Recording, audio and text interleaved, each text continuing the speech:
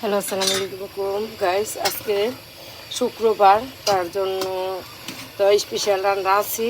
তারপর আমি আমার জন্য সাজনা দিয়ে, শাক দিয়ে অনেক কিছু দিয়ে, মানে শুটকি দিয়ে রান্না করছি। চেপা সাথে ওই যে মলা মাছের শুটকি পিসি এই দিয়ে আমার জন্য রান্না করছি। এটা ছেলে মেয়ে খাবে না, এই জন্য আমার জন্য এই যে পোলাও, ছেলে মেয়েদের জন্য পোলাও রান্না করছি। এই যে গরুর মাংস রান্না করবো, এখন বসাবো। আরেকটা করলা ভাজি করছি আমার জন্য, করলা ভাজি ভাত। এই জন্য আমি রোজা রাখছিলাম 6টা, রোজা রেখে আজকে আর এইসব খাবো না, পোলাও মাংস খাবো না। আমি এই যে শুটকি দিয়ে শুটকি আর সেই তিতা করলার মানে ভাজি করছি, করলা ভাজি করছি, ওটা দিয়ে আমি খাবো দুপুরে। আমার মন চাচ্ছে খাইতে, খাবো।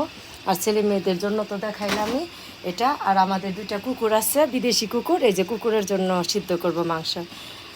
সবাই আমাদের জন্য দোয়া করবেন। আর আমার রান্নাগুলো কেমন হয় আপনারা একটু লাইক কমেন্ট দিয়েন, আমিও আপনাদের সাথে থাকবো। আমি তো এত বড় কিছু না, ছোট মাত্র শুরু করছি।